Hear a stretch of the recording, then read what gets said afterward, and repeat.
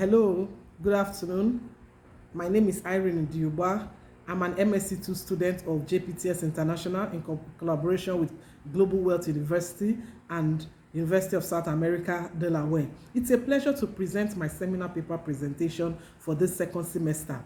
I did a term paper on looking at the effect of instructional strategies in incorporating the local practices in the teaching of chemistry to secondary school students. Now, a bit of the background. Chemistry is a subject that is taught in secondary schools in Nigeria from SS1.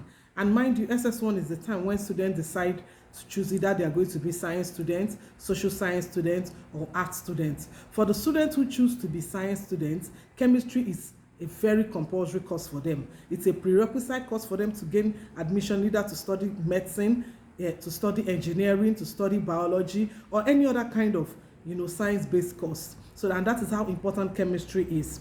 Chemistry is the study of matter and the ways in which different forms of matter combine with each other. You study chemistry to understand the world around you. Everything you touch or taste or smell is chemical, and the interaction of these chemicals with each other defines our universe. And that is how important it is with chemistry. Now, instructional strategies from the educational perspective are all those methods, both the teaching methods, both the classroom, all the things the teacher puts in, from the designing of the curriculum to the teaching in the classes that the teachers put in to deliver their subject matter. So instructional strategy is not limited to just teaching methods. Rather, it incorporates the teaching methods and every other activity that helps teaching and learning. Now, why did we have to look at the relationship between instructional strategy and then incorporating local practices in chemistry? First, this is because it is the responsibility of the class teacher to help students attain maximum achievements in their learning tasks. Several competencies are expected of teachers in order for them to achieve their goal. Now, chemistry itself is a subject that, from records from WAEC and some other literatures, students have not really been doing so well in it. So there was a need to carry out an investigation. Why are the students not doing so well in chemistry, and being a very important subject for science students?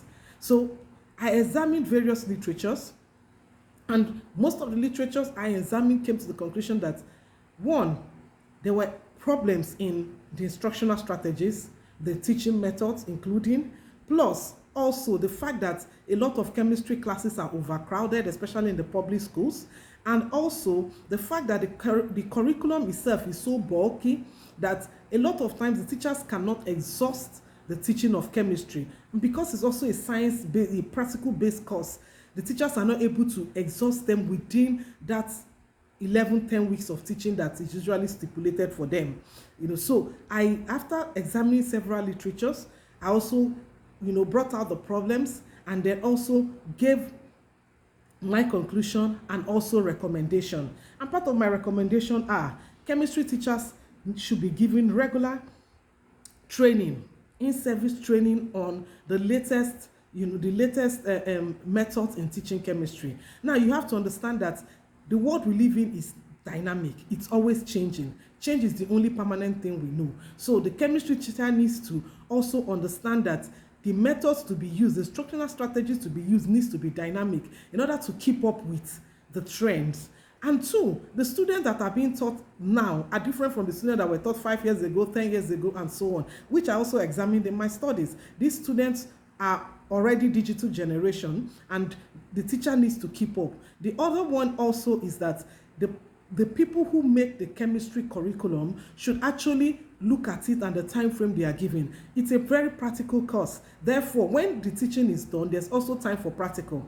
Then they need to plan it in such a way that both can go pari passu, so that the teachers will be able to exhaust their curriculum. And then the final one is on making chemistry lab well equipped, because that was also part of the challenge I examined. The labs are not well equipped, and then the students are so much especially in public schools. So the policymakers, the people running education in Nigeria should look into making sure that chemistry labs are well equipped and enough chemistry labs are actually provided, especially in public schools. These are my findings, and then my paper is there for further research. Thank you very much. It's a pleasure having done this term paper for the second semester.